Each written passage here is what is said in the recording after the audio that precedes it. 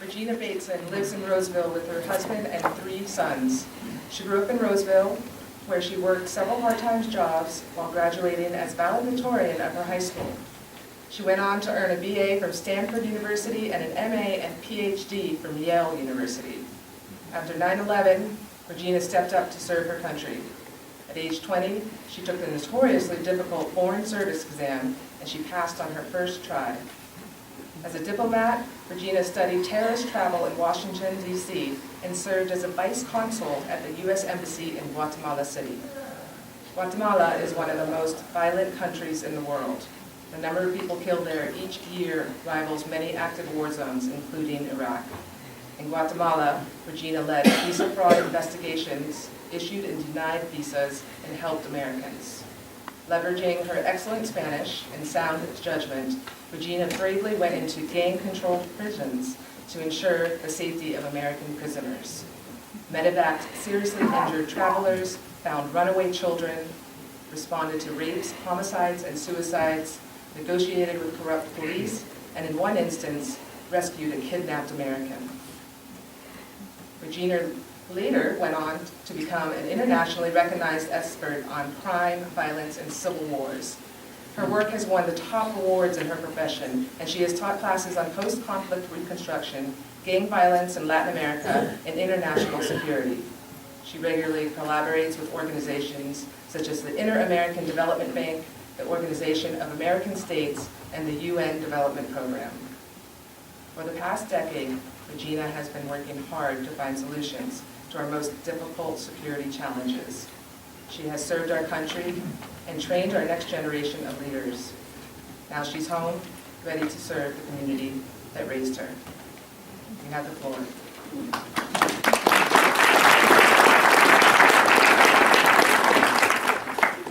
Thank you so much. Now I want to start by recognizing how powerful it is to be on a stage with so many accomplished women, both our candidates, our moderators,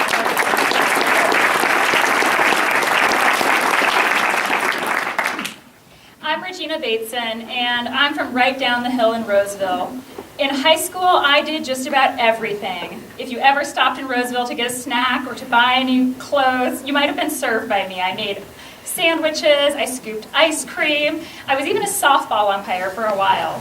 So don't let my size fool you. When need be, I could stand up to bullies, I could throw big guys out of games if they're out of line, and I will do that again when needed in Washington. But in all seriousness, our community instilled in me some really important values when I was growing up. I learned the value of hard work.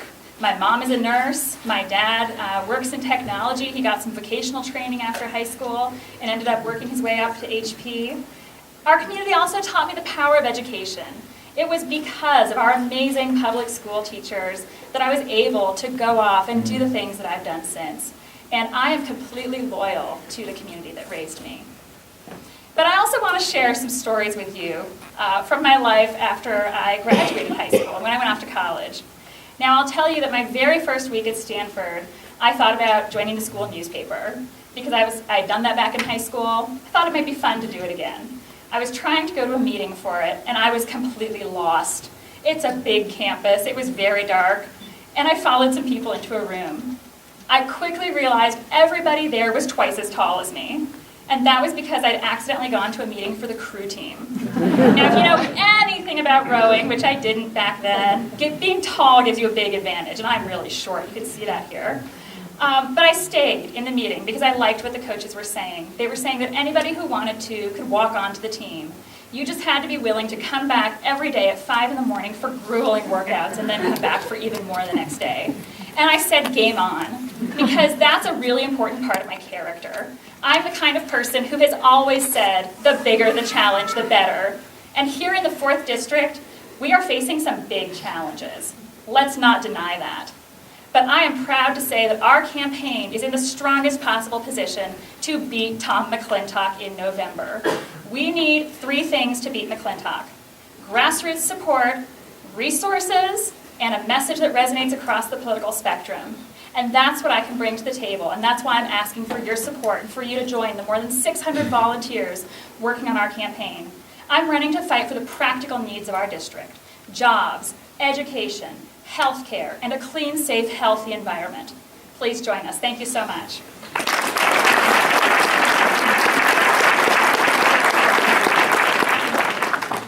Thank you, guys. That applause is wonderful, but just a reminder that we'd like to hold all applause until after the end of the debate. I will announce that when that moment happens. So let's move on to the formal debate. In rotating sequence, a candidate will be asked a specific question and have 2 minutes to respond. The other two candidates will have 2 minutes to outline what distinguishes themselves from the other candidates. Remember, that is the key in this portion of the debate. This first question is going to go to Rosa Calderon. Healthcare is a high-stakes issue that has been debated for over a decade. In our district alone, roughly 80,000 people have healthcare that didn't have it before passage of the Affordable Care Act. That's 30,000 new to the healthcare marketplace and 50,000 added to Medicaid. As a member of Congress, what do you propose to move healthcare forward for all Americans, and in particular for those in our district?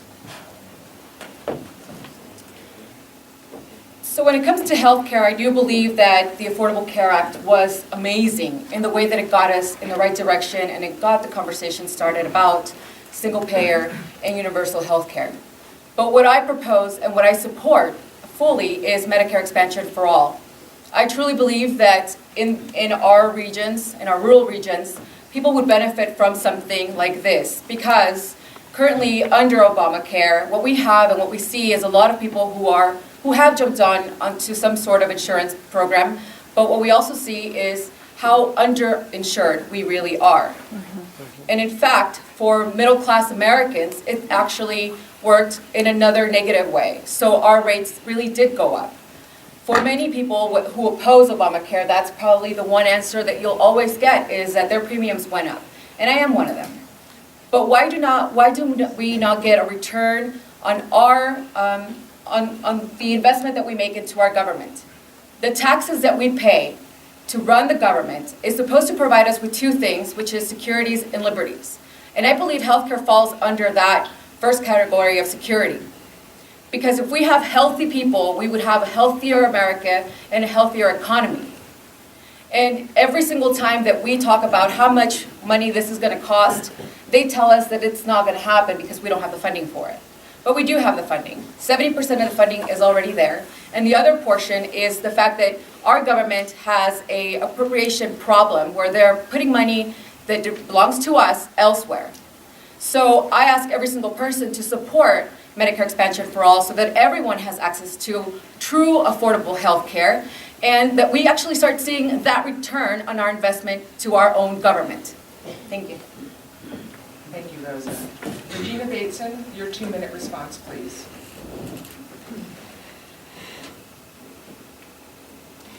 Now, if any of you have seen our campaign flyers that are in the back of the room, you might have seen that I have young twins. And I want to share with you that when my husband and I found out we were going to have twins, we weren't just shocked because we were getting one kid more than we bargained for. We were shocked by the medical bills we might potentially be facing. We thought that even with insurance, being responsible people, we could be facing up to $200,000 of out-of-pocket costs.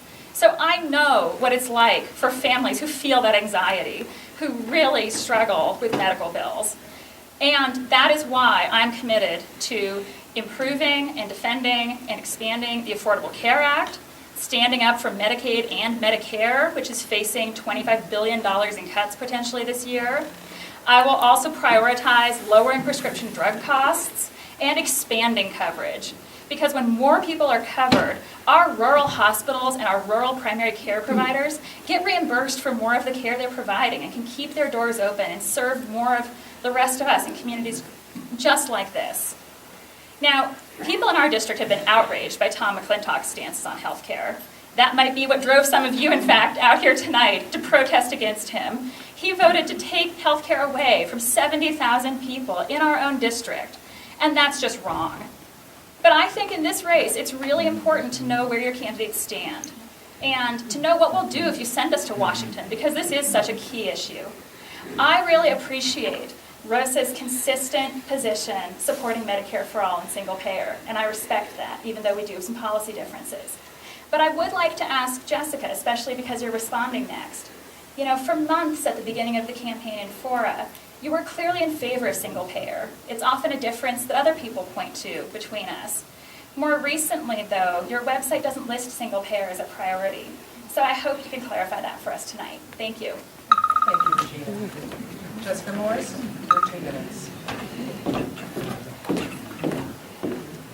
You don't walk into a grocery store and get your milk and eggs and cheese and come home 2 months later and get a bill for $2,000 and say, ugh, my milk was out of network. Thank you. It is clear that our healthcare system as it stands today is broken. It's the worst of all systems right now. And so what we need to do is get to a universal model. I am incredibly committed to universal healthcare.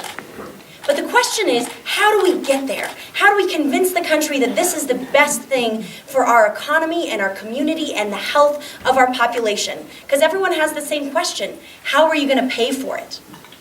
So I'm proposing a 3-pronged strategy to get us there. The first step is healthcare transparency laws, like we've just passed in California, where we can see what is driving up the prices of pharmaceuticals so that we don't have to pay $400 for a drug that costs only $101 to produce. We also need to look at what's driving up the cost of hospitals. Is it people coming into emergency rooms without insurance and therefore transferring that cost throughout the rest of the system and driving those prices up? That will help us give a foundation to start bringing the price we pay for healthcare closer to the actual cost of services. The next step is universal primary care. This would allow us to have, it's cheap, it would give us a culture of prevention so that people aren't going into emergency rooms for their healthcare. And then finally, that would give us a foundation to be able to demonstrate that with a universal healthcare model, we would be able to provide twice the service for half the price. And that's what it's going to take to have our country move forward in a sustainable and enduring system. And let me tell you, our grandkids will thank us. Thank you. Thank you. Question 2, we're going to start with Regina Bateson. Reminder that we're responding in 2 minutes. The economy is working well for some people while leaving others behind. The new federal tax law expects trickle-down economics to be the driver of business, the economy, and personal income growth. Where do you stand on this issue, and how would you affect any changes?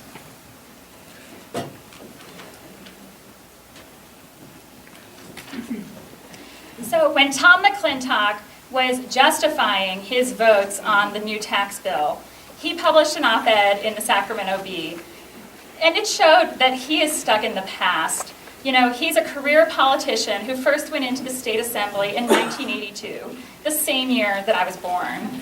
And his thinking has not evolved since. I mean, that column was just, showed absolute blind Pollyanna-ish faith in trickle-down economics. I believe that's completely wrong, and that's why I immediately fired back with an op-ed of my own, saying that it is wrong to think that if we increase profits going to corporations and give them more access to capital, that's invariably going to translate into higher wages for their workers and lower prices for consumers. You know, they already have some of the lowest interest rates in the world right now and in history, and we haven't seen growth in wages.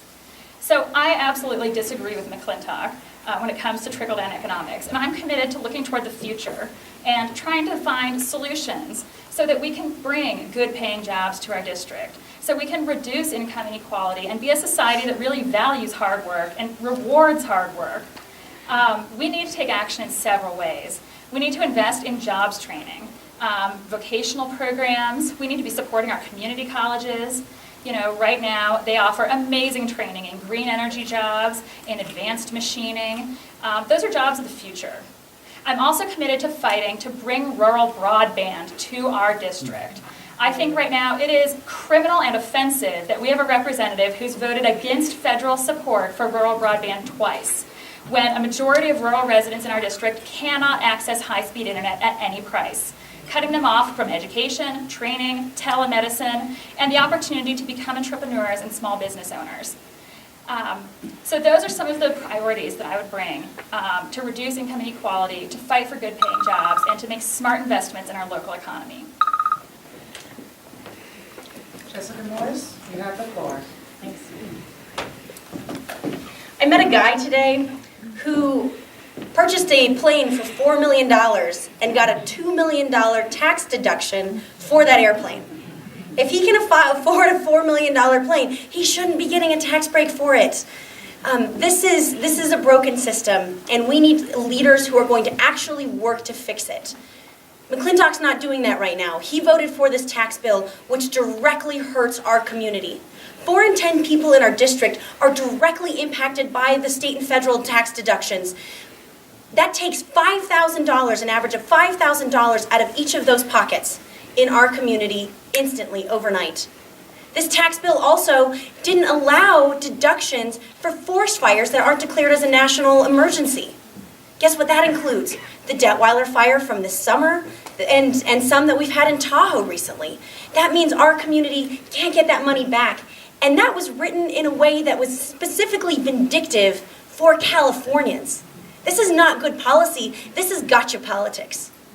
Even our own Truckee Rail Yard project here was at risk because of this tax bill. The public activity bonds that were allowing the financing for this to go forward were initially taken out and then put back in. But the federal tax deductions that are allowed, the tax credits that are allowed through HUD that allow for workforce housing are going to be less valuable because the corporate income tax was lowered to close to 20%. That takes away tens of thousands of available workforce housing units across the country, including preventing future building projects right here in our district, and we know it's an urgent concern. So we need a representative who is not going to sit by and only advocate for his political party and special interest donors. We need somebody who will advocate and ask, not, does this cause the other side to lose, but how does this impact our community? Thank you. Thank you, Jessica. Rosa Calderon, your response in 2 minutes, please. So I think the actual question was about income inequality. And what we see, especially in this area, when I was doing my research, is that I found out that in Kings Beach, in Tahoe, and in this Tahoe region, the average income is $20,000 per year. So I decided to see what that would buy you. And what I did was Google what I could afford for a house, how much I could afford to pay for rent. And when I plugged in the numbers for an average house price in this area for $538,000, and I assumed that maybe I had $500 in utilities and food. That was a very low estimate. And this is just for one single person. When I plugged in those numbers, $20,000 a year, $538,000 for this home, and $500 in expenses per month, it gave me an error. It said you cannot afford to buy a house. And in fact, the only home that I could afford was a home for $23,000, which would leave me with a mortgage payment of $100. So what we have in this nation, and especially in rural economies where we have to depend on tourism, is the fact that we have a lack of income or equality. And we have to do this by fighting for a fair wage. We have to fight for a country that allows us to fight for a fair return on the work that we do to provide these huge corporations with immense amounts of profits and have them pay their fair share. Have them pay their taxes. We need to close these loopholes. It would bring down our deficit right now, and it would actually allow people to buy the products that we're serving and selling. And that's what's happening right now, is that most people have become the working poor, have become the working class. And the more and more that this continues, the more that you'll see our economy actually crumble. And so we really have to fight for not just the $15 an hour here in California, but an actual living wage. To be able to afford even a rental in this area, you need at least $18 an hour. Thank you. Our next question is on forest health, and we will start with Jessica Morse. Reminder to answer in 2 minutes. Congressman McClintock co-sponsored a bill that mandates logging levels and increases clear-cutting of national forests. He also sponsored an amendment to the bill that streamlines the process by foregoing environmental and judicial reviews of salvage plans after forest fires, thereby minimizing public input on how our forests are managed. Fires and related flooding disasters have devastated California communities, including our own. How do your ideas for preventing and fighting fires differ from current forest management policies?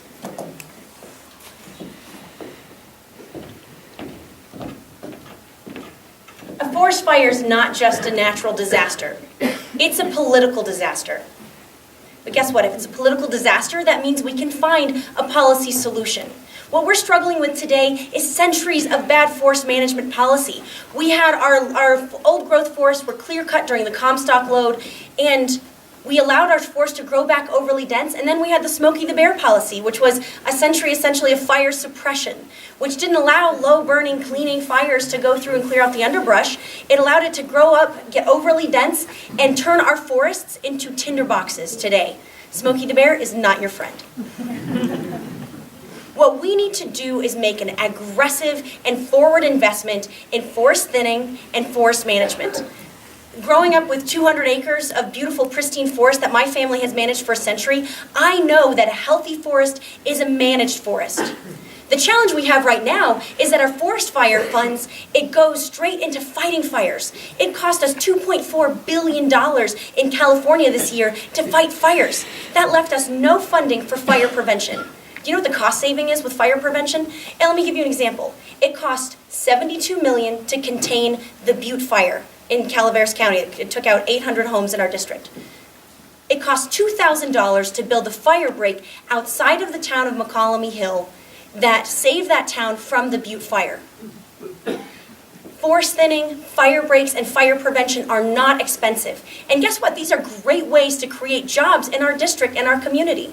We need to start having regional and national plans to be ensuring that we're coordinating across agencies. That requires a member of Congress who's willing to cut down some of that red tape so the BLM and CAL FIRE and local counties can actually work together on building fire break. We need to have builders and investors who are building new communities ensure that they are building roads that have egresses and are fire safe. So I am committed to working on forest fires, and I'm going to work for you on this. Thank you. President Calderon, your response in 2 minutes. So I'm a geoscientist, and a lot of my work has actually been dedicated to our Sierra Nevada. And what I have found is that, yes, our forests are overgrown, and it is because we are managing our forests with plants that are 30 years old. So 3 decades, not centuries. And the other thing is that we really need to start managing our forests in a way that actually works for every state. One of the projects that I was invited to join this year was, last year, it's already 2018, was to join the forest to really work on the forest management plans that only happen every 15 to 20 years.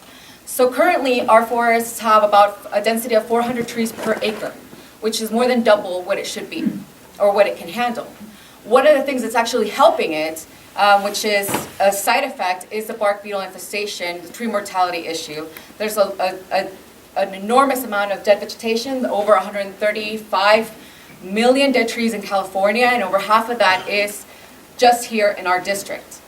So there is a bill right now that we are trying to push because we have a backlog of work to do in our national forests. And one of the excuses that we get all the time from the federal government is that we don't have the money for it. But there is a little pocket of money that is undedicated offshore and onshore drilling royalties to our federal government, which sits right now at $11.35 billion. The backlog that we have is about $12 billion. Alone in this district within Yosemite, which we have a backlog of $560 million of work to do. The National Forest of Sequoia and Kings Canyon National Park combined have another 160. So that would take care of that. That would also help us thin out our forests, get our loggers back to work. It would actually increase the jobs in this district alone by 110,000 people. So it's something that I support, and it's something that McClintock actually voted against, even though it's a bipartisan push for this bill. Thank you. Regina Bateson, the floor is yours. Thank you. Now, during the Detweiler fire this summer, Tom McClintock was absent. For more than 10 days, he did not even acknowledge that his own district was on fire. So I went after him on social media and said, memo to Tom, the 4th district is burning. Please pay attention. And he didn't. This is not an area where he's a leader. We need somebody who will fight for us and fight for our needs. Because I went down to Mariposa after the Detweiler fire, and I was actually talking a little while later with some business owners there and with the Chamber of Commerce. And here's what they told me. After that fire, it wasn't just that hundreds of people lost their homes. The local economy was impacted for weeks and for months. Businesses shut down, people went for over a week without wages, people had no power and lost food that was in their freezers. This was a big hit to people in one of our lower income areas of our district. And at the fair that year, beer sales were only a third of what they had been the year before. Sounds funny, but it's not. I mean, people really just didn't have the disposable income left anymore. So we really do need a much better advocate in Washington. Unlike Tom McClintock, I support bipartisan efforts to protect our fire prevention funding at the federal level. Right now, when fighting a fire goes over budget, they just steal from prevention, meaning we don't have the money to build those fire breaks to make those smart investments. That doesn't make sense. I also support bringing federal dollars to create good-paying jobs to deal with our tree mortality crisis. By investing up front, we can reduce the risk of a catastrophic fire down the road, for which the federal government will pick up the bill, and we can create good jobs and manage our forests more actively. I will also fight to make sure people are treated fairly by fire insurance companies.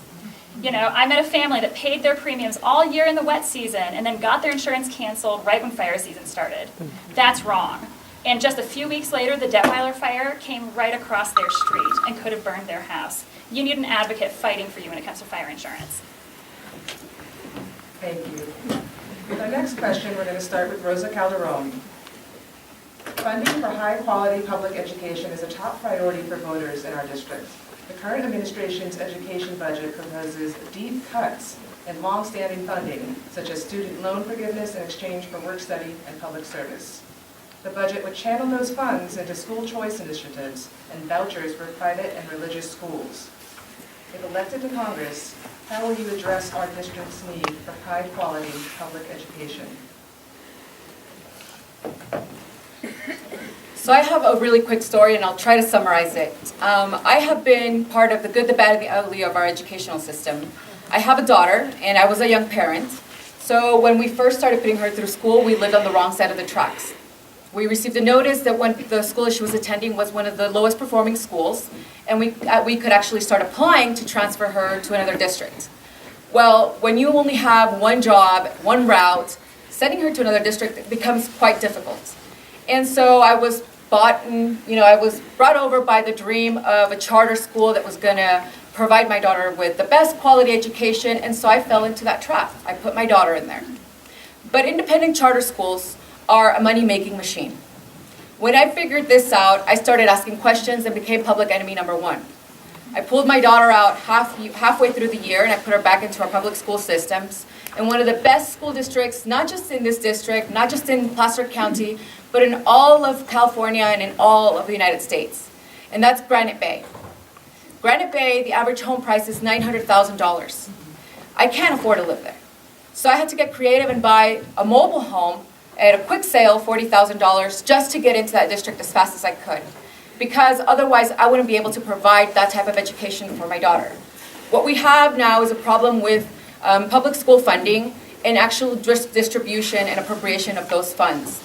With Title I, that was going to be one of those things that prevented money being reappropriated to wealthier districts or wealthier schools within the same district, but it has not happened. And in fact, when you have to negotiate teachers' wages over a poor-performing school, that money always gets reappropriated, and the resources are not reaching our children. So I have been an advocate for early childhood education, for my daughter's own education, and through a lot of sacrifice, even my own higher education. So there will be no one who will fight for education more than I will in government. Thank you. Thank you, Rosa. Regina Bateson, your response.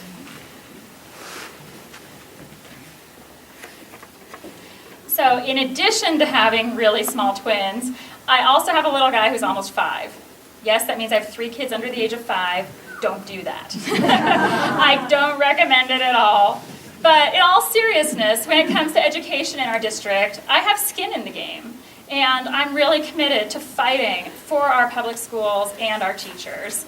You know, I think that the current budget and the DeVos agenda are something that we need to oppose in the strongest possible terms. We should be rewarding teachers for their hard work, not draining money out of our public schools. We should be honoring them for our service, their service, and I'm absolutely committed to do that. Now, I got to tell you something. California ranks 41st in the country in per pupil funding for public education. That's wrong. But I'm a really straightforward, direct person, which is what I think you deserve. I'm not going to stand here and promise to be able to fix that all, especially because I'm running for a federal office. A lot of the blame and responsibility there lies at the state level, where despite having Silicon Valley, tremendous wealth in Southern California, we're not adequately funding public education in our state. So the question I ask myself is, what can we do at the federal level to help fill those gaps for our local school districts, to make sure they can pay teachers well, maintain the ag training programs, the extracurricular programs that we all value so much. And at the federal level, I think something really important and critical is to fund special education. Right now, our districts face an unfunded mandate from the federal government. The feds are only meeting about 40% of their obligation to contribute to funding special education. And some of our districts, even our rural districts, have as many as 17% of their students qualifying for these programs. That places a burden on them. So I will fight for funding for special education. I also support expanding Pell Grants, which are our most successful program to help lower income folks go off to college and work their way up into a successful career in education. Thank you. Jessica Morris, your response, please. I am the proud daughter of public school teachers. My dad's here tonight. And I saw how hard teachers work and how little they're paid for the number of hours and the quality of service that they are providing for our future generations. It is critical that every student get as high quality in public education as I did. I'm a proud product of our public schools here. We need to have teachers be paid for the work they are doing. Teacher salaries should be 6 figures so that we can recruit and retain the best teachers for all of our schools throughout our district and our country, frankly. The next thing we need to do is make sure that our students are being trained for the jobs that are available in our district. We need to re-emphasize vocational training in our high schools. You know, Sonora High School had an ROTC program for CAL FIRE. It was a perfect program. Tom McClintock cut funding to the Department of Education, which cut that program. South Lake Tahoe has the right idea. They have a vocational training program where they are training students in sports medicine, so that the students there can actually work on skiers and professional athletes who are right here in our community. The final thing we need to do is ensure access to higher education. Everyone asks, why do millennials keep going home and living with their parents? It's because they are paying the equivalent of a home mortgage in student debt. When we are paying hundreds of thousands of dollars in student debt, we are starting an entire generation in financial crisis. We need to ensure that we have community college and state colleges free and accessible to every student who graduates from high school in our community. We then need to have, I'd like to see a voucher program so that students can actually earn their way into higher education for private universities by doing several years of service, whether it's through Peace Corps or AmeriCorps or working in a rural hospital, so that students can have an easy way and an incentive to earn their way into high quality schools. Thank you. This is officially the last call for audience questions. This is your chance to pose a question to our candidates tonight. Pass those cards to the end of the row so we can pick them up. Thank you. Our next question, we're going to start with Regina Bateson. The current administration's immigration proposals would greatly reduce our district's labor force for essential jobs and impact the ability of businesses to deliver goods and services. Immigration policy has significant economic consequences for our local economy, as well as meaningful emotional and practical consequences for our families. What is your plan to address the complexities of immigration policy in a way that will benefit our district?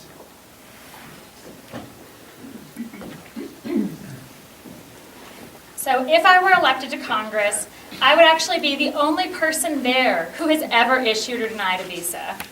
And I sometimes joke to people that the only thing worse than doing your taxes is trying to apply for some kind of immigration benefit. Whether you're an employer trying to bring workers, whether you're an applicant yourself, it's a horribly convoluted and broken system. And that's in part because the people making our laws right now don't understand it. They just haven't been on the front lines, actually being the person using the systems, making those decisions, working through our more than 50 different types of visas that we have out there. So if you want to see results, this is an area where I can be a leader, and I'm qualified to be a leader, and build bridges in Washington. Because I understand the need for secure borders. I've actually been in the position of enforcing our immigration laws. But at the same time, I know we need a system that works for everyone, and most importantly, works for people here in our district. So here are some things we need to do. First of all, protect our dreamers. Full stop. You know, I think that is non-negotiable. Dreamers in our district are contributing $71 million a year to our local economy. You want to talk about being fiscally irresponsible. It makes no sense to invest government money in terrorizing and threatening to deport people who are already contributing to society and whom we've already invested so much. So we need to protect the dreamers. We also need to, I think, expand some of the caps and quotas on temporary worker programs. Right now we have employers who want to bring more H-2B workers to work here seasonally. We have more people who want to come in those programs, and it is only the caps imposed by Congress that prevents those needs from being met on both sides of the border. And finally, we need bipartisan immigration reform. We need a path to citizenship for people who are here right now, who can pay fees and pass background checks. And I do support some enhanced security measures, but in a way that makes sense and actually improves our national security. Thank you, Regina Mason. Jessica Morris, your response. The other day I sat down with Tomas Evangelista, one of the dreamers in our district from Auburn, and he shared his story on my podcast, The New Morse Code, go check it out, which was a phenomenal and heart-wrenching story about how he grew up here in this community and then discovered that he wasn't like all the other kids at school, that he couldn't get a driver's license, that he couldn't work to earn his cell phone, that he couldn't go to college. Even though he was raised in our public education system, he grew up playing on our soccer fields. Our dreamers are kids who are American in everything, in every way, except a technical piece of paper. And we've already invested in them. The DREAM Act allowed our students and to be able to come out of the shadows and engage, get jobs, go to work, go to law school. We have 800,000 dreamers in America. 40,000 of them have started jobs and small businesses. These are our entrepreneurs. We need to make sure that we are protecting them and allowing them to be the contributors that we invested in them to be. We also need to make our immigration, illegal immigration is not good for anyone, particularly those who are undocumented. Right? They stay in the shadows. It's much more easy to have somebody be abused or a victim of trafficking or underpaid. What we need to do is make our immigration system more transparent, easier to follow so people can have legal status. It shouldn't take someone like a friend of mine who's a dreamer, 10 years to go back to Mexico, leaving his family behind, to be able to apply for a green card to come back home. We need a full scope and full scale revamp of our immigration system so that it is sane, it is smart, it is intuitive, and it meets the needs of our country and our community, and particularly our dreamers. Thank you. Rosa Calderon, your response. So as we mentioned earlier, I came to the United States as a refugee from El Salvador. So my family has seen and gone through, including myself, through almost every single step of the way towards a path of citizenship. When you become a refugee, that doesn't automatically give you a path. You still have to apply for residency, and from there you got to apply to citizenship. I was just in Mendota, which is actually the capital of Cantaloupe, but another title it has is that it has the largest density of Salvadorian migrant workers here in California. And I was meeting with the Salvadorian consulate so that we could talk about TPS, and this was just a few months ago, right before Trump announced that he was going to be ending the program.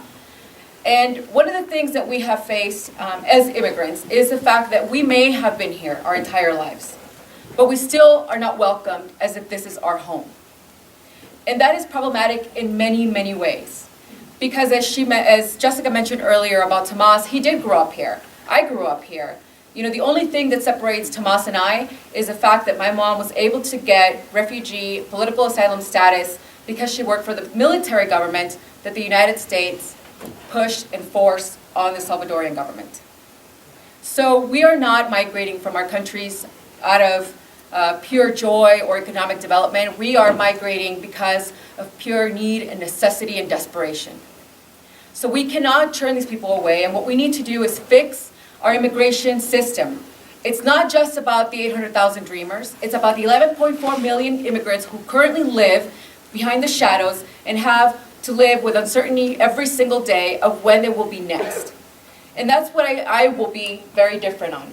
I will not be taking deals just to talk about immigration reform. I will be taking a hard stance with actual policy solutions because we are so tired of every single politician going up on stage and telling us we're going to work on immigration reform, and it has not happened. Thank you, Rosa. I wanted to remind the candidates that one of the key goals for tonight's debate is to give the members of our district the ideas of what makes you guys different. So if you'll keep that in mind when you're having your response to the questions, let the audience know what distinguishes yourself from your other candidates. Our next question is going to go to Jessica Morse. McClintock vigorously denies climate change science.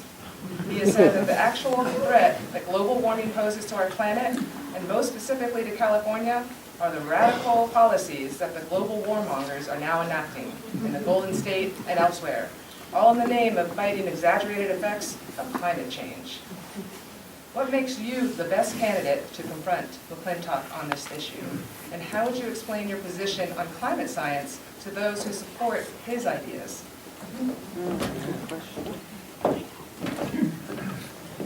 Earlier last year, McClintock tweeted out, "Congratulations, POTUS, for pulling out of the Paris Climate Agreement. We need to support working families." I tweeted back at him, I said, "What about the working families in Tahoe who depend on our $5 billion a year ski industry as one of the largest employers in our district?" And we had a 34-degree average low last year in Tahoe, and I don't know how much good skiing y'all got over Christmas, but I didn't. We are facing a real issue. McClintock spends his time debating whether or not climate change is real and talking about the Thames freezing over in the Middle Ages and the Jurassic era. He'd be a great congressman for the Dark Ages. But we have to have somebody who is ready to stand up and fight for what we need today. We don't need to get into arguments about whether or not climate change is real. People can see our wells going dry in this last drought. We can see the bark beetle, the 120 million dead trees, and we know that we have this bark beetle infestation because it's not cold enough in the winter to kill off this native population of beetle. These are the impacts of climate change that we're facing every day. And I don't need to convince anyone in our district whether or not the impacts that are facing them in our front yards and facing us daily are real. But what I can do is, rather than get into intellectual arguments like Tom McClintock, I'm going to roll up my sleeves and get to work. We're going to start taking our bark beetle. I'm actually turning it into cottage industries right now. My name tag was made from bark beetle kill and in the Truckee makerspace, and we are launching something called Earth to Congress, which is a competition for our campaign swag to be made out of recycled, renewable material with an extra bonus if anyone can make us buttons out of bark beetle. We are trying to find ways to turn our environmental challenges that we're facing, whether it's fire prevention or drought, into real renewable job solutions and economic gain for our district, and no one can argue with that. Thanks. Rosa Calderon, you have the floor. Thank you. So what separates me from McClintock and my opponents, my Democratic candidates here, is the fact that I am a scientist. So when it comes to taking an approach on policy, I actually understand the science and the data behind it. Not only do I understand it, I've worked it, I've created it, and a lot of the data that you will find regarding the bark beetle infestation, the geotagging of every vegetation throughout this district, and even in our coastal sites, has been done by people like me and myself. So that is something that is crucial and important. 85% of all Americans think it's crucial that our Congress people understand science. Do you know how many scientists we actually have in Congress today? One. One. So when it comes to creating policy for environmental changes, we don't really have anybody in Congress who has any sort of insight. What we have in California is 9 beautiful natural parks. We have every single type of volcano and lassen. And we also have policies that allow for offshore drilling and allow for pollutants to get into our clear blue lakes and allow people to destroy our environment for profit. And that is something that I have seen. That's something that I've worked on. I've actually even gone to work in the Bakken Formation in North Dakota and drilled oil so that I could truly understand what was driving people up there and understand the beginning to end process of fracking. And I support an indefinite ban on fracking in the United States because it doesn't truly help our economy and it doesn't really work as an incentive to push corporations towards green energy. Those are the policies that I'm going to be pushing forward because I am a scientist, because I am a mother, because this district has been my home my entire life, and I will be damned if it's destroyed by someone like Tom McClintock and his policies. Thank you. Gina Bateson, you're up. Thank you. Now, I am lucky and privileged to be running with such great candidates. That's how I like to think of it. We're all running with each other. And I agree with a lot of what's been said already. I'm a social scientist. I'm not a geoscientist like Rosa, but I've published award-winning quantitative research. I've taught research design to PhD students. I understand the science and I understand the urgency. Like Jessica, I agree that we need to be talking about climate change in very tangible, real terms here. Just look out the window. Our snowpack is at 37% of normal. This is a threat to our economy. Climate change is a threat to our well-being and our safety here when it comes to droughts, forest fires, you name it. But here's where I disagree. Right now, we are being represented by a Koch-funded climate change denier. That is a huge reason that drives people out to be engaged in this campaign. The one thing I did not hear yet on this stage is any kind of actual policy prescription or any action that the other candidates would propose to take at the federal level to deal with greenhouse gas emissions. This is something that makes me distinct in this race. For months now, I have been committed to advocate for a carbon fee and dividend. We need to be addressing greenhouse gas emissions at the federal level, not because that's the conversation we have with every single voter in our district. Maybe sometimes we do just talk beetle kill. But at the federal level, you should be sending someone to Washington who's going to address the root cause of all these other threats and downstream consequences facing our district. I've also committed to join the Climate Solutions Caucus. Now, right now, Tom McClintock has been asked to join. He's refused over and over and over again. And here's what that means. It means that right now our district does not have a seat at the table in the completely bipartisan group in Washington that's talking about how to address climate change and what action we need. I'm also the only candidate committed to join the Climate Solutions Caucus. Thank you. For the next question, we're going to start with Rosa Calderon. There are many important factors involved in running a successful campaign. Love it or hate it, the practical reality is that it takes money, and lots of it, to win a congressional race. Congressman McClintock is likely to have significant financial support from special interests, PACs, and unreported sources. What is your strategy to compete with his money machine? And what financial resources do you have or plan to have in your campaign arsenal to defeat him? So I'm very glad that I was the first to answer this question because you will never, ever hear me gloat about how much money I have for this campaign. What I have done purposely is run a $1, one donation, one person campaign. And in fact, we have over 6,000 individual donors, not counting one person twice. And I think that is crucial. One of the things that we focused on in our strategy to win McClintock, to beat McClintock, because we have seen him up with Charlie Brown, who did have millions of dollars, but we also saw how it happened in Georgia, where millions of dollars didn't make a difference. And we saw it with our own election with Hillary, where millions of dollars didn't make a difference. So what can we do against this corporate money that continues to funnel through politics and get these type of people elected?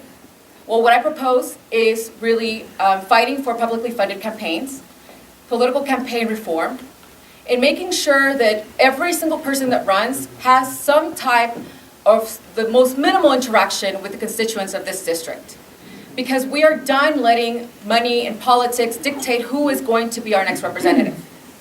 The other thing that I've done is gone out and made sure that if we don't have the money, that we get the support that gives us the name recognition. Because let me tell you, all that money buys is name recognition.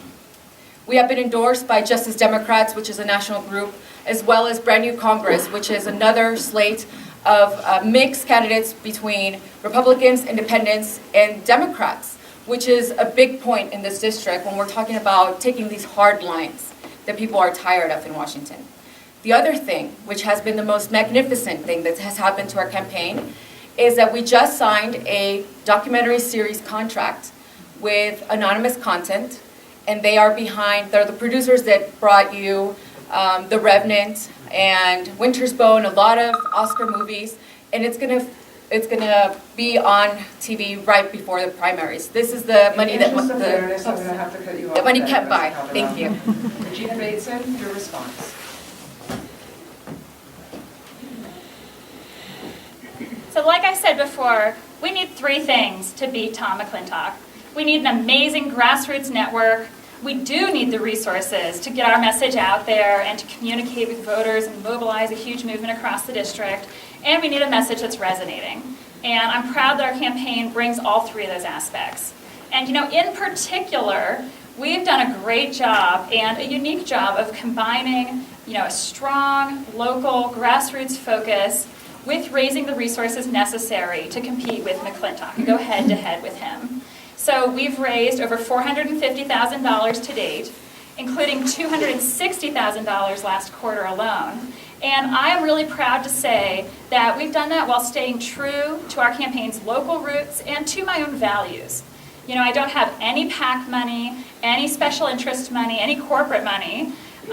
We're doing something kind of amazing, actually. It's really difficult to run this kind of small dollar campaign, but it reflects the passion, the excitement that people here in our district have about this campaign and about this race. Last quarter, the majority of the money we raised came from right here in the 4th District. That's frankly kind of unheard of for this district. Our average contribution size was $58. So this is really a movement of ordinary people stepping up and getting involved. I started running because I looked at my boys, and I said, I can't have them growing up in a world where bullying is the norm. I've got to step up and do something. And I think all across our district, people are asking themselves very similar questions. And they've decided to step up and get involved in our campaign and invest their time, invest their money, and help us raise the resources we need to be competitive while also building out an amazing grassroots network.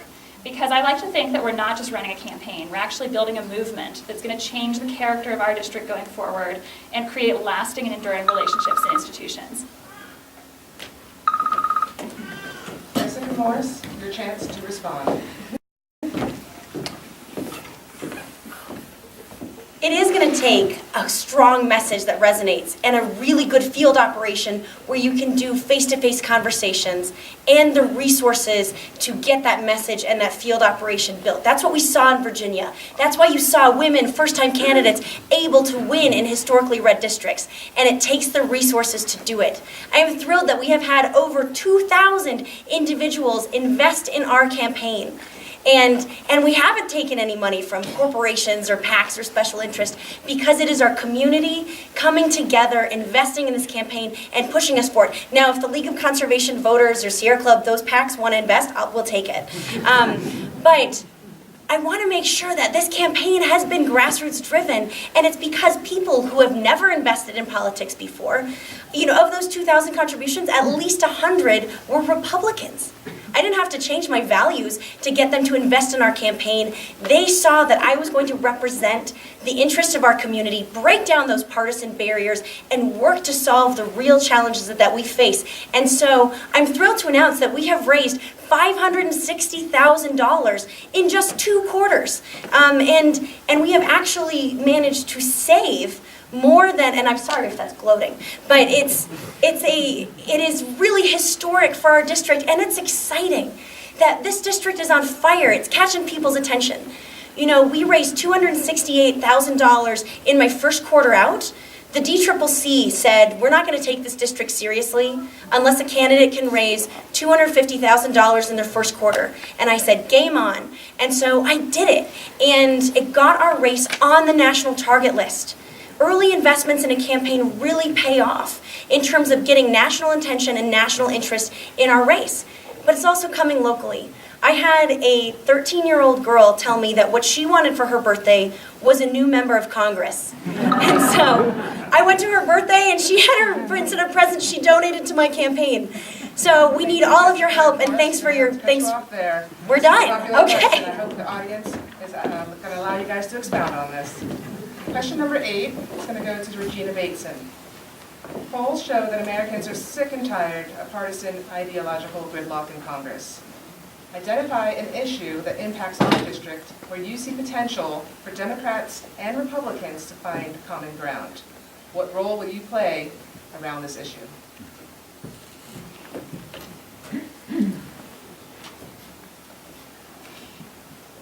So just last night, I was having dinner with some folks down in Loomis, here in our district. And it was a mixed group, including even some Republicans. And the message around the dinner table was actually one of surprising consensus. Here's what every single person was saying. I just want the screaming to stop. I just want the dysfunction to stop. Is it too much to ask to have a government that actually gets things done for people again? You know, whatever happened to good governance? Whatever happened to the idea that people go to Washington to try to make their communities better? You know, that's what we see here at the local level. When people step up and run for local elected office, whether they're Democrats or Republicans, it's usually because they are good, civic-minded people. They care about what kind of street trees we plant alongside our roads, and they care about making tangible improvements. So that's really important here in our district. You know, I am absolutely committed to do everything in my power, if sent to Washington, to prevent further shutdowns of our government. I think it is inexcusable that, you know, we're one of the most developed countries in the world, and here we are lurching from continuing resolution to continuing resolution, from brinkmanship to more brinkmanship. That's not governance. And so that's why I've made a commitment, again, that I've communicated clearly and held for months, to join the Problem Solvers Caucus. This is a group that's 50% Republicans, 50% Democrats, and committed to taking action on key policy priorities and restoring good, functional government to our country. In particular, something I would work toward with them is passing budgets again. You know, I support the No Budget, No Pay Act. If Congress can't get its act together to pass a budget, congressional representatives should not get paid. It's that simple. You wouldn't tolerate this kind of behavior from your employees. We shouldn't tolerate it in Congress either. Polls show that, Jessica Morse has asked to repeat the question. Polls show that Americans are sick and tired of partisan ideological gridlock in Congress. Identify an issue that impacts our district where you see potential for Democrats and Republicans to find common ground. What role will you play around this issue? Yeah, when I sat down with the head of Yosemite, I asked him what the biggest threat to the park was, and he said the federal budget. And I, having worked on the federal budget, I worked there at State Department and then later at USAID, and I didn't call it the federal budget cycle, I called it the federal budget cyclone. Because what we get are these small continuing resolutions that dole our money out in 2 months, 6 months, 3-day windows, and our federal agencies don't know how much money they're going to get at the end of the year, so they can't actually plan for it. When they finally get their money at the end of the year, they only have a week or two to actually spend it. So imagine if your family operated that way. It builds waste into the very system of our federal budget. And therefore, we need to be better and more effective stewards of our tax dollars. Since McClintock has been in office, he has never passed a federal budget. That is irresponsible. And so I have some budget wonky ideas actually on this. What we need to implement are 2-year appropriations. That means our budget cycle can have, our funds don't expire at the end of the year. It prevents Congress from being able to play games with our tax dollars like the government shutdown that we had this week. And do we know how damaging a government shutdown is? You don't save any money with it. The 2013 one was calculated to cost our economy $24 billion. Plus, it shut down Yosemite and it shut down all of the small businesses outside of Yosemite, some of which never reopened again because it came right after the Rim Fire. We need to stop asking, these politicians like Tom McClintock ask, will this give my party a win? They define winning as the other side losing. We need to stand up and fight for what is good for our community and our country. We need to ask, what's the impact on our community with these decisions? And so that is always the lens I will look through. Thank you. Rosa Calderon, take us home. So the question was, what issue within this district will unite us? Sierra Forward ran a survey earlier last year, 2017 again, and what they found that the top 3 issues were education, the income inequality in this district, and getting money out of politics. Every single person, no matter where they stand on the political spectrum, has told me that the number 1 issue is money in politics. When I ask people, have you voted? They say no. Why? My vote doesn't count. It's because of the voter apathy comes from the fact that we know that money dictates every policy that is in Congress right now. What we have to do is really reach out to every single person, because the one thing that unites us is that we all want representation. We all feel that we've been left behind. And that has been my gateway, my opening statement when I reach out to groups from the far right, all the way to the far left. I have supporters from the state of Jefferson, believe it or not. I have supporters from the Tea Party, the Green Party, and every single person in between. Because what we want to do is restore democracy. And that's something that has evaded our current government. It's why we see the Democrats and the Republicans retrench themselves in these hardline positions that only leave us, the citizens of the United States, in the crossfire of their arguments. We're divided by rhetoric that usually has nothing to do with the local issues here at home. And that's the other thing that separates me from the incumbents and my opponents in the Democratic Party, is that I have insight to this district. I'm the only candidate who has had a lifelong residency in District 4. I grew up in Lincoln. I've been a construction worker. I'm a mother. I'm an immigrant. I've been working as a scientist. There are many things that unite me to every single person here, because I'm your neighbor, I'm your friend, and I'm going to be fighting for you in Congress. The next question is going to go to Jessica Morse. Voter registration in our district leans heavily red, with 43% Republican, 25% no party preference, and 29% Democrat. Name one issue where you believe Mr. McClintock is vulnerable, and explain how you will confront this issue in a way that attracts voters across the entire political spectrum in our district.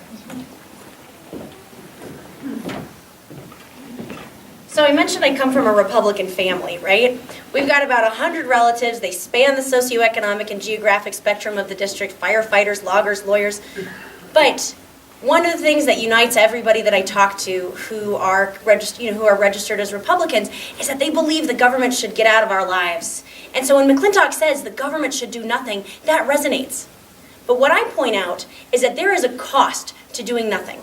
And on every issue that I talk to people about, I point out the price tag for doing nothing and ignoring problems, and how that is prolonging these challenges. For example, the town of Placerville calculated that it cost $35,000 per homeless person per year in our district in terms of hospital stays and police intervention. They did a 1-year tent city experiment, cost about $12,000 to bring social services and a lot of mentoring and health services to the homeless population. And I was talking to the mayor, and she said, "Oh, but it failed." And I said, "Well, why?" And she said, "Because only 10 people got into permanent homes and jobs." And I said, "Well, out of how many?" And she said, 30. And I said, "You've just saved your town $350,000 a year by working and investing in a permanent solution to this problem." The town of Placerville Placer County has concluded that their homeless facility that has 100 beds actually saves the county $4 million a year by making an investment into the solution rather than bearing the burden of the cost of the problem. Everyone across the district wants our taxes to be lower. We want to be more efficient and better stewards of our tax dollars. And so we need to start pointing out the do-nothing cost. And by McClintock folding his arms and doing nothing, rather than us rolling up our sleeves and getting to work to invest in solutions for our district, that's going to be a cost savings. Rosa Calderon, your response. Could you repeat that last portion of the question? Voter registration in our district leans heavily red with 43% Republican, 25% no party preference, and 29% Democrat. Name one issue where you believe Mr. McClintock is vulnerable and explain how you will confront this issue in a way that attracts voters across the entire political spectrum in our district. Okay. So the one issue where he's very vulnerable is this little tax flip that he just did. And I'll tell you why. Because I have made friends, like I said, with State of Jefferson and Tea Partiers, and they're my friends on Facebook. And I've seen their posts, and I've seen how angry they are because of this tax solution that the administration just pushed through. This is a tax burden on the American people.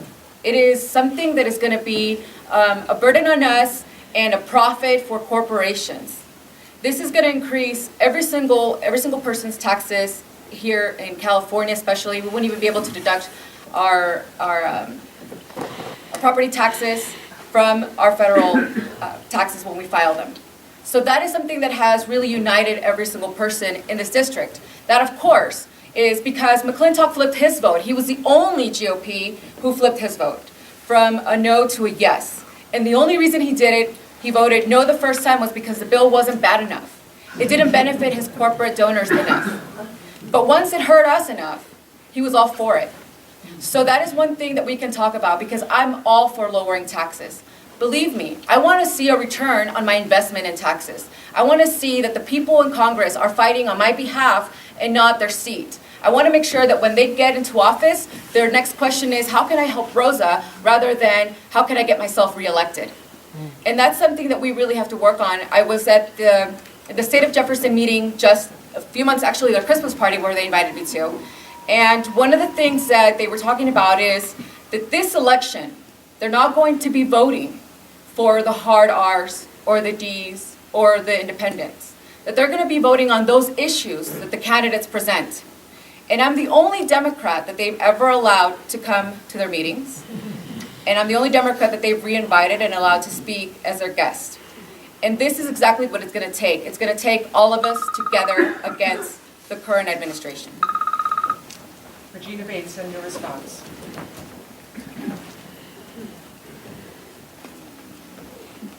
So I absolutely agree with the premise of the question. To win in our district, we have to reach out not just to Democrats, but also to no party preference voters, to people who haven't been involved in politics before, and indeed to some Republicans. And our campaign is doing that.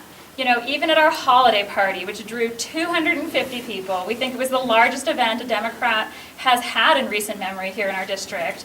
One of the more common conversations we heard was, "Hey, what are you doing here? Aren't you a Republican?" And the person would say back, "Yeah, I am, but what are you doing here? You're a Republican too." And, you know, people were coming out of the woodwork and recognizing each other. It was amazing. Even some of the band members who volunteered to play at the event turned out to be Republicans. But when I've talked with people there, and when I've talked with Republicans elsewhere who are supporting our campaign, there are three issues that tend to draw them over. Health care. You know, no one supports the idea that we should be taking care away from people, blowing up our medical system, wasting government money and making life worse for people here in our district. Climate change and science more broadly. And then the tax bill also is pushing a lot of people over. But I'll tell you the one thing that unites all the Republicans and even some of the no party preference folks and our Democrats who've gotten re-energized, it's a desire for real representation. You know, when Sierra Forward did that survey, they found that more than 80% of people in our district thought it was very important for their representative to live here. And Tom McClintock doesn't. You know, that might explain part of why he doesn't act in our best interest, he doesn't share our values or understand people. here, he promised to move here back in 2008, and he never did it. And it's symbolic of all the promises he's made and broken to people here. So my commitments are quite different. I'm from here, I'm loyal to people here. I will hold at least 10 town halls a year in every one of our 10 counties. And yes, that includes Truckee, because that's our part of Nevada County. He hasn't been up to Truckee for a town hall in years, as far as I understand. And I'll also open 2 offices to serve both the north and the southern portion of our district Thank better. you, Regina Bateson. And we arrive at the last question in this portion of our debate, and it is unique. And we're going to start with Rosa Calderon. If you do not win in the June primary and move on to the November general election, will you formally endorse the Democratic candidate that does win? We prefer a simple yes or no answer. However, if you need to expand your answer, you have 30 seconds. So the quick answer is yes. The second part of that is absolutely. Our goal here is to defeat McClintock, because he has not worked for anybody here in this district. And I think, is that 30 seconds? But above that, one of the things that I really want to be an advocate for is to help women get elected, especially in congressional races in very red districts, because there's not a lot of support in losing districts for women. So that's kind of where I would go after as well. Absolutely done with 30 seconds. Regina Bateson, your answer. Yes, absolutely. You know, I got into this race because I want to see Tom McClintock beaten, and I think this year is our opportunity to do it. So I would absolutely collaborate in that effort in every way possible, including endorsing another candidate if necessary. And Jessica Morse. Yes, of course. We need to get McClintock out, but also we need to get women in Congress. It is unacceptable that it's only 20% of the elected body are women right now. And until we get to a point where we have 80% of Congress women, I'm not going to rest. And I also want to make a commitment to all of you that I am here and I am staying and I am running. So if we don't win in November, then I will keep running for our state and local offices because I am here to serve. Thank you. Thank you. Now we will move into questions from the audience. One specific question will be addressed to one of the candidates in a rotating sequence. I will select the question from this basket in a random manner, and you will have 2 minutes to answer the question that's been addressed to you. Note that you do have the choice to use your 2 minutes how you would like. So the first question is going to go to Regina Bateson. Looks like a doozy.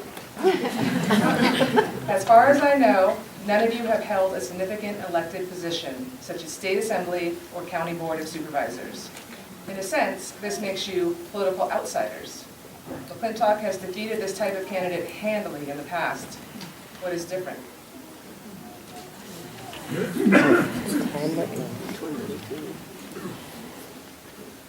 So this is a year when voters want one thing. They want change. They want to get rid of entrenched career politicians like Tom McClintock. So I think that my background is a tremendous asset in this race. I've worked in government for the Foreign Service. Our government has sent me out to solve some of the hardest problems facing our citizens under the most difficult circumstances possible. And I understand how to get things done, even working under tough conditions. But I also want to say that we shouldn't make the mistake of equating any of us candidates up here with people who've run in the past in this district. Everyone's unique. And, when I got started in this race, I saw that there were a couple things we could do differently to be successful this time. We needed to start early enough. That's why I was the first person to jump out there and start running against Tom McClintock. We needed to raise money and raise resources and build up a successful grassroots network. And we needed to bring in professional staff, bring in our allies, make sure that we had the reach to cover the whole district and get our message out there. I think our prior candidates have been tremendous. But if you don't start early enough, time is not on your side when you're running against an incumbent. And if you don't have the resources, it doesn't matter how great your background is or how strong your message is, you're just not going to reach enough people quickly enough. So in short, what's different this year? Everything is different. Thank you, Regina Bateson. Question number 2 is going to Jessica Morse.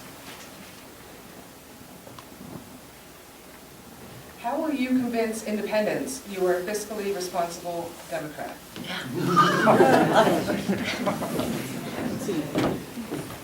Yes, so you guys have already heard a little bit of that with my federal budget background.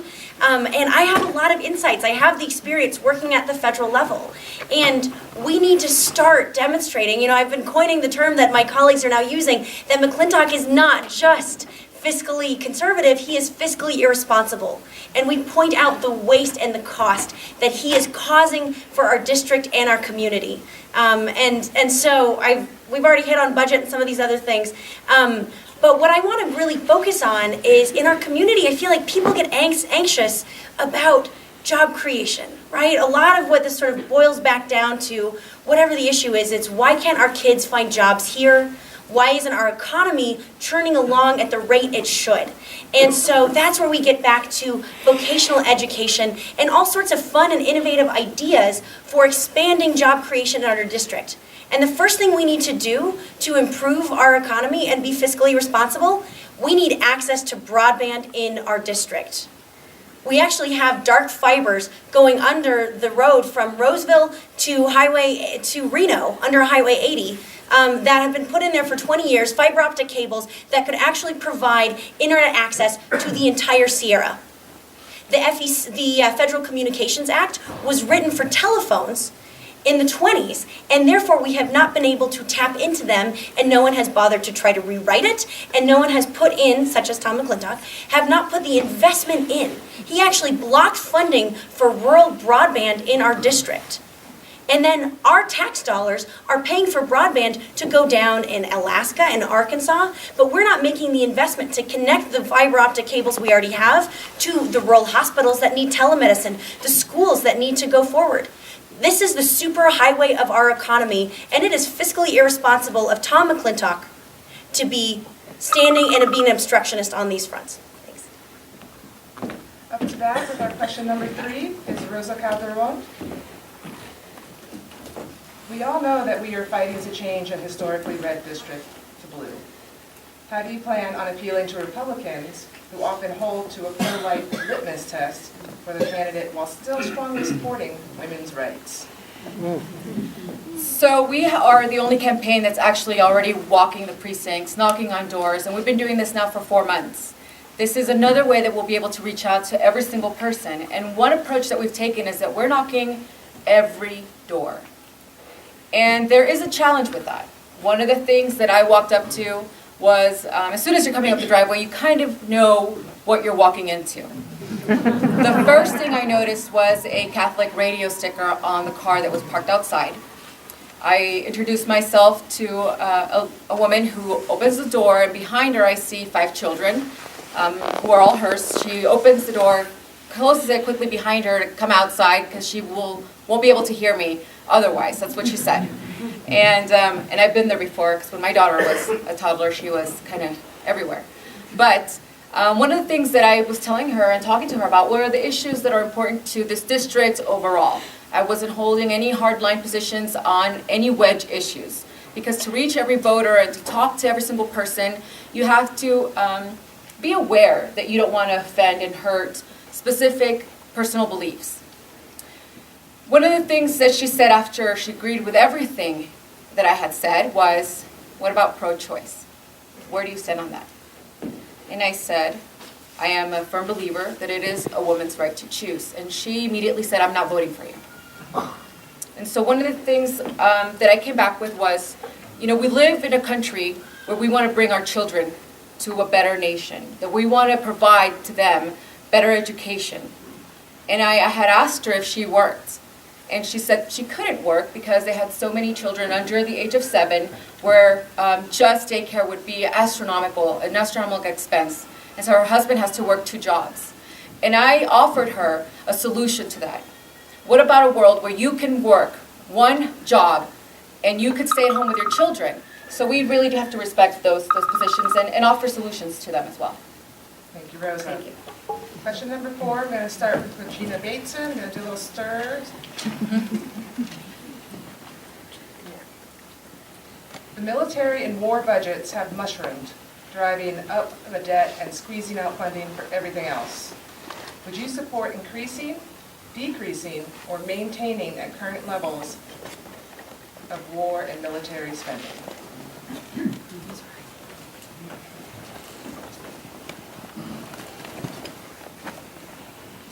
Yeah, so as a former diplomat, I really understand the importance of having a strong stance on national security.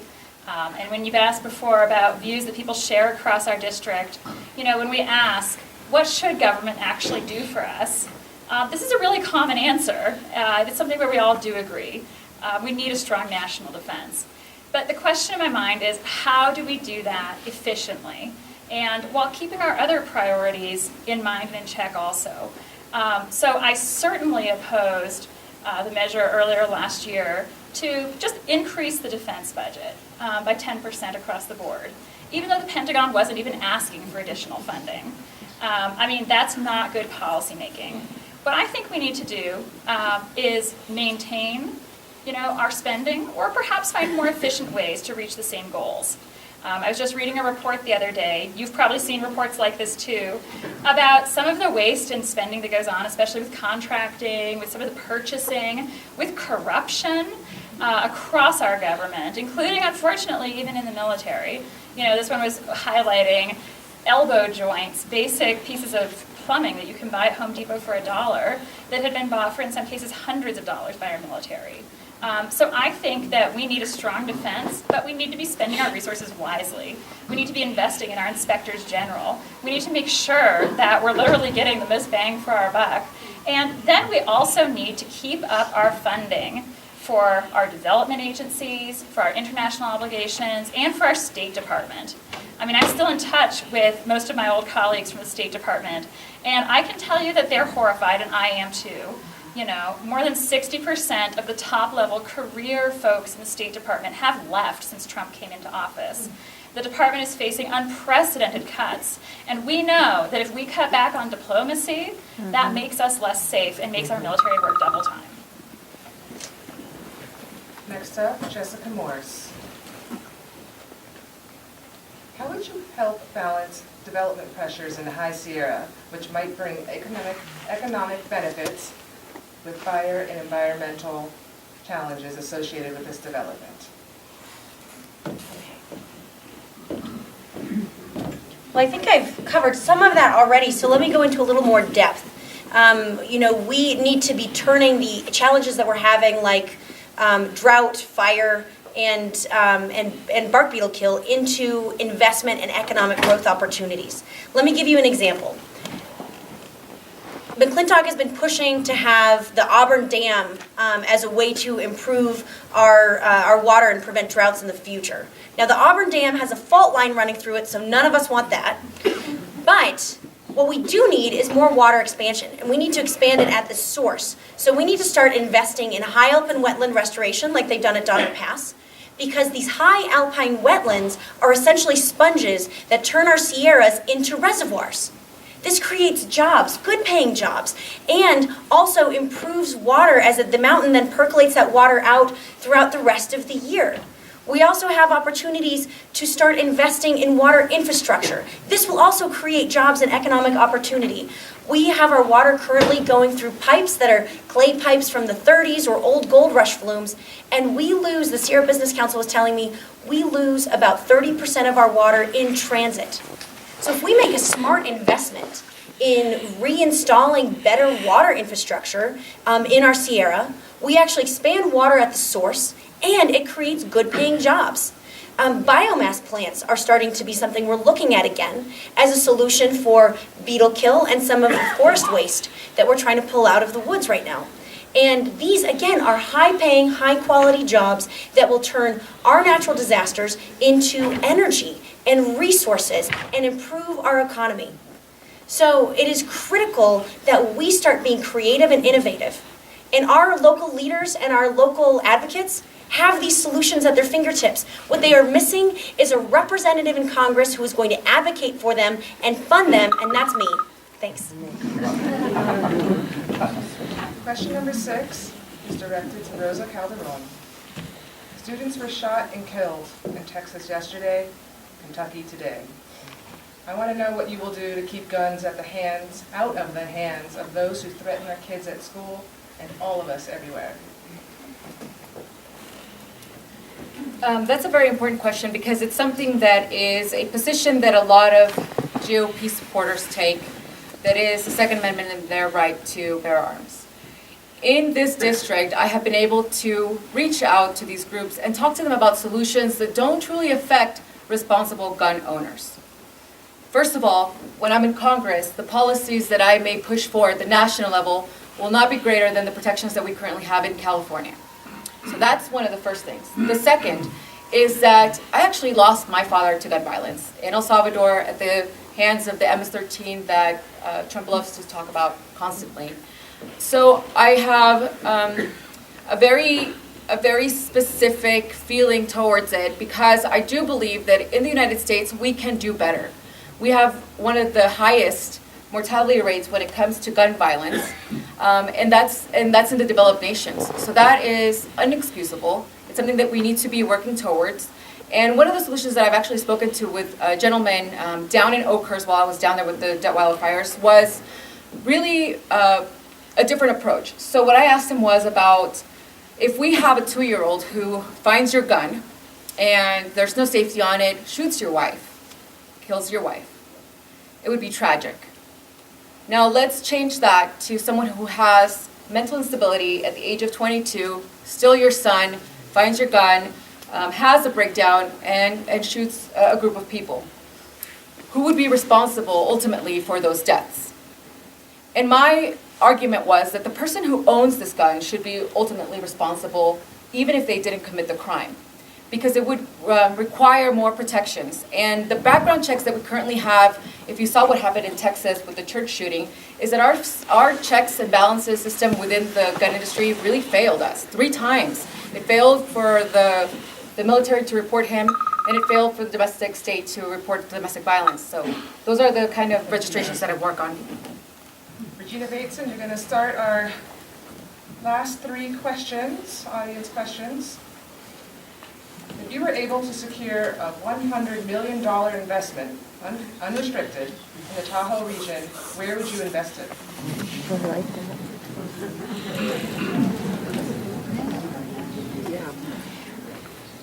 That's an easy one. Affordable housing. I gotta say that I have loved participating in this forum tonight, but I'm shocked we didn't get a direct question about affordable housing, because when we look at the Tahoe Truckee area, I think this is the single limiting factor that's limiting economic growth, and it's imperiling people's well-being here. This really matters. I met with, or talked with the head of the Squaw Valley Fire Department. I talked with somebody at the Tahoe Safe Alliance. I talked with local business owners. And the number one need they all identified was housing. One of our shop owners in downtown Truckee, he sometimes needs to hire people and really needs their help to run his business. But the first question he'll ask when he gets an application is, it's not what are your qualifications, why do you want to work here, it's have you secured housing? Because if the person can't provide an actual address and proof that they've actually got a place to live here, they're not going to be able to find a place.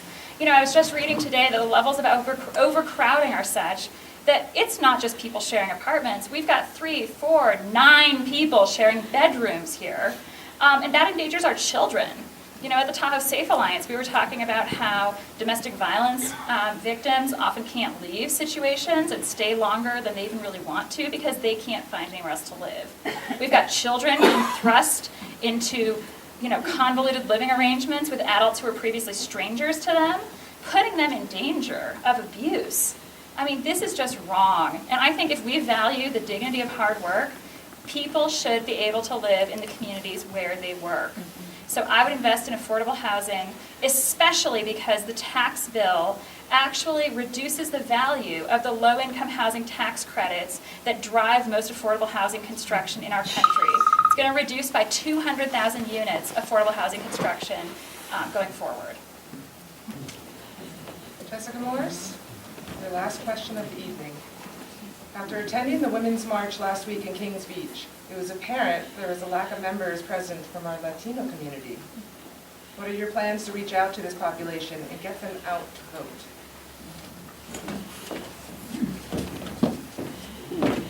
So I'm actually going to take the 2 minutes to talk about some challenges, just to give you kind of a little campaign update, because I realized we didn't do that tonight, and to talk about how our community's on the national map. And actually, I should assure everyone, I will work incredibly hard for our Latino community. Grew up, speak Spanish, and have been out, getting outreach from some of our Latino leaders in the community, are helping and supporting our campaign, and it's incredibly critical that we support our community. I will be working for that. But I wanted you all to know kind of where our campaign stands, because it's really exciting. I was a little late coming in tonight because I just found out that I've been endorsed by Congressman Ro Khanna. And so we're starting to get these national endorsements and national support. I've just been endorsed also today by Charlie Brown, who ran in 2008 and came closest to beating McClintock. And I've also been endorsed by Bob Durlett and other national leaders. Some of the local mayor of Truckee, recently former mayor of Truckee, Morgan Goodwin, has endorsed me. And we're getting local and national support and attention on this race. We've been getting tremendous press hits and attention. Free earned media is going to be critical to having our race go forward. And so we are, you can find my face on the cover of New York Magazine this week. It's pretty tiny, but go check it out. And you can also, we have a feature in Newsweek this week, so grab that if you find yourself near a newsstand. And a lovely feature in the San Francisco Chronicle, where I even got to do a shout out about bark beetles and local issues. And so we are getting our issues and our campaign on the national map. We have the resources to do it. I've got an incredibly phenomenal campaign team, some of the top talent from the Virginia races who were experienced in flipping House seats with first-time female candidates, and they're doing it here. And we have incredible volunteers, over 500 supporting our race. So looking forward to your support. Thank you. Question number 9 is going to Rosa Calderon. Economists and climate scientists broadly agree that the best first step we can take to solve climate change is to put a price on carbon. Do you agree?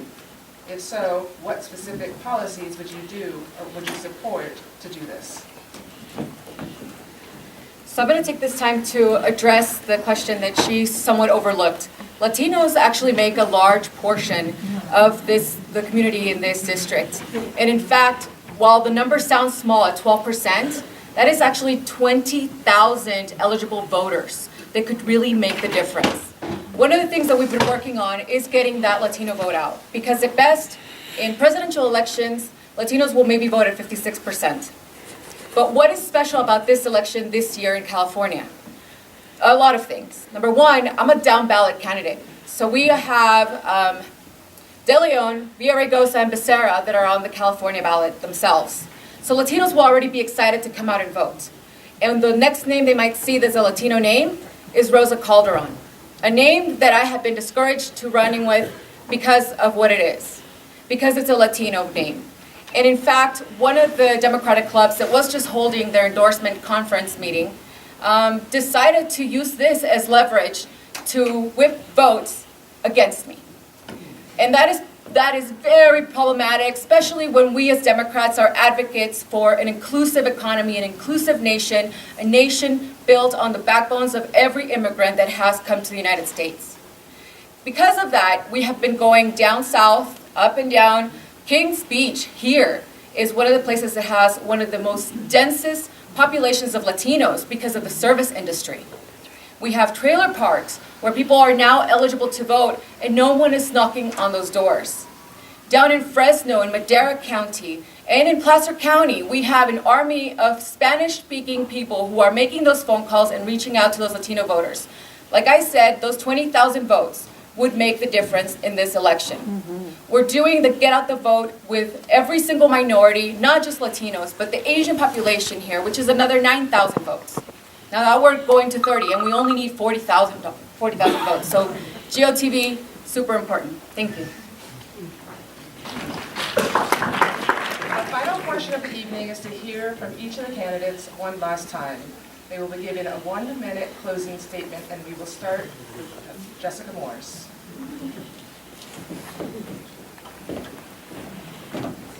During the 10 years I spent serving our country all over the world, I took an oath.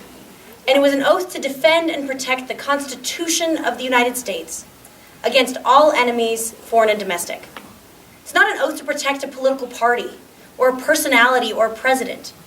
It is an oath to protect the foundation of our democracy. And our Constitution writes into its very fabric dialogue at its center. It is designed to bring people with different perspectives together to find real solutions. And so when McClintock stands up and won't take the calls of his constituents and calls them anarchists and belittles them, when he votes party line 90% of the time and won't open his door to anyone from the other party, he is rendering our Constitution inept, and he is making a mockery of our democracy. And that's not good enough for us. It's time for us to get a new standard into Congress. I'm going to hold myself to a higher code. And you'll have to find out what it is later.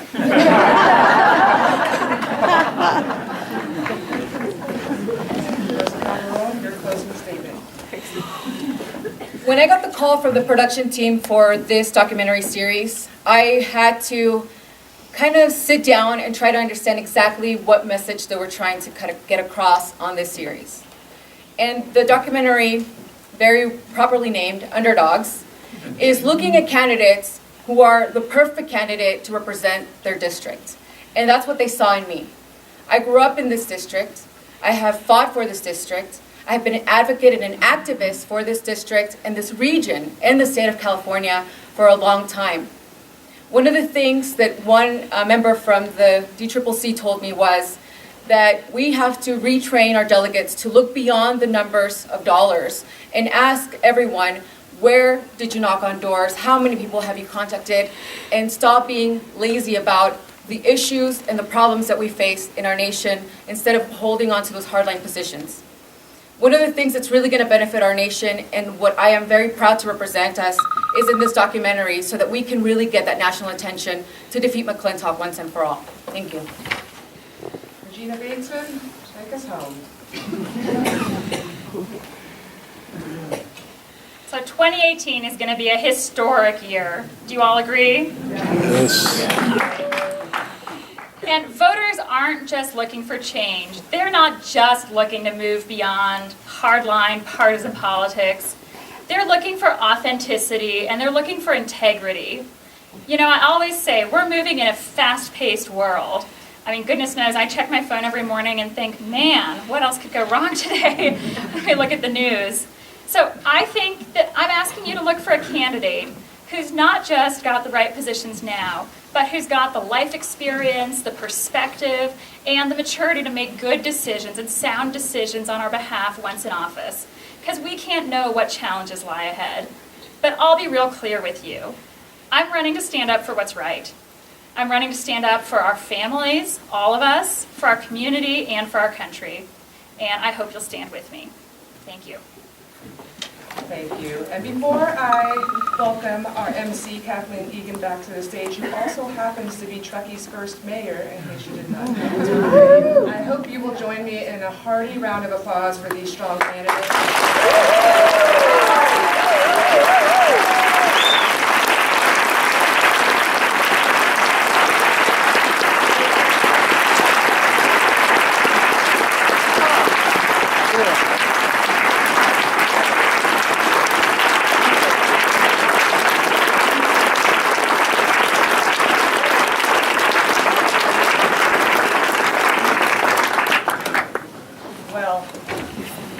About you guys. Can you hear me? Yeah. I am really impressed.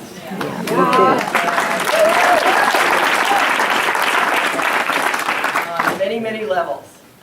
But I don't see a lazy woman in the bunch.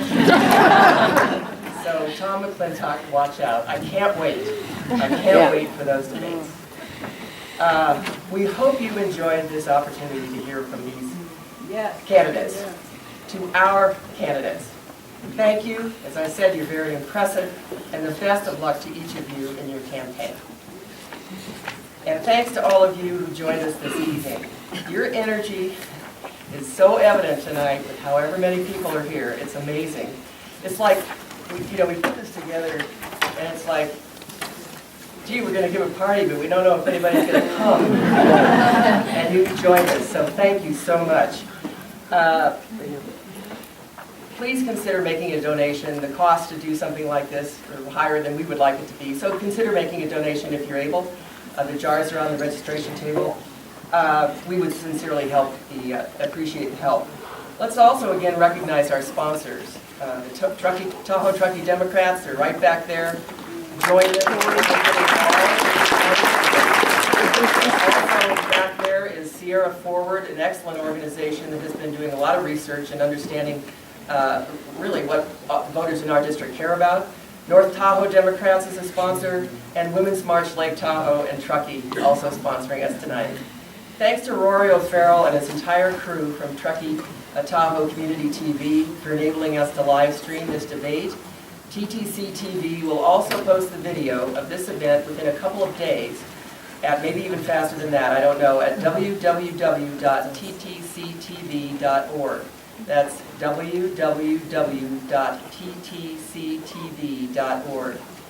In addition, a hearty thank you to our debate moderator, Mayumi Delgado.